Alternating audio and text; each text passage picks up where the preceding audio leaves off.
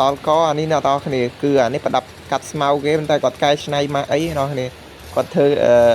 ជាចប់កាត់នឹងកាប់ដីហើយប្រដាប់កាត់ស្មៅដោយកាត់ស្មៅទៅអ្នកគ្នាប្លែកមែនទេអ្នកគ្នានេះថាកំណត់ច្នៃប្រឌិតមកថានេះពូម៉ៅរបស់យើងក៏បានធ្វើតម្រាប់តាអ្នកគ្នា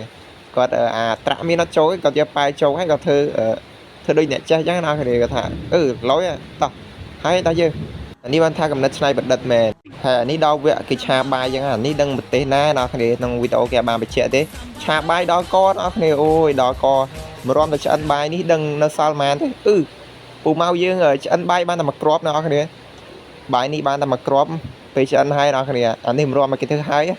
100%វាបានតែមួយគ្រាប់ហ្នឹងអ្នកគ្នាហើយគាត់ធ្វើមុខអូយដល់កចុងភៅនេះអ្នកគ្នាលិតតែមួយគ្រាប់អស់បាត់ហើយឆ្អែតបាត់ហើយប៉ុណ្ណឹងខំចាំ1ម៉ោងហើយអានេះគេនេះអានេះ7អ្នកគ្នាអានេះ7គេប៉ុណ្ណាណែអ្នកគ្នាចាំមើលគាត់ប្រចាំងមើលអ្នកគ្នាវាមានរឿងអីកើតឡើងចំ7នេះភ្លឺមែនអ្នកគ្នាម៉ែពូម៉ៅយើងពងធ្វើអីពងខ្លះពូអួចចង់លួចអីរបស់គេមែនចុយមកប៉ែនោះប្រចាំង7មកប៉ាំងភ្លឺស្វាចគេគាត់ធ្វើមិនដឹងអ្នកគ្នាស្មានតែគេអត់ដឹងមែនប្រុសស្អាតគេដឹងអីទៅចង់ចូលលួចអីតែគេចានេះចូលមកដល់វីដេអូធ្វើម្ហូបមួយទៀតហើយចុយមកចង់ធ្វើអីទៀតហើយអានេះឃើញតែត្រឡប់ចុះត្រឡប់ឡើងដល់កាលបានស៊ីអ្នកគ្នាដល់កាលបានហូបទេមែនច្រាមស្អីគេខ្ទេចខ្ទីអស់ហើយម៉ូតម៉ាក់ពេកចប់បដោយភ្ញៀវអស់សង្ឃឹមបាទពូម៉ៅយើងអស់សង្ឃឹមមកទៀតហើយអត់បានហូបទៀតហើយ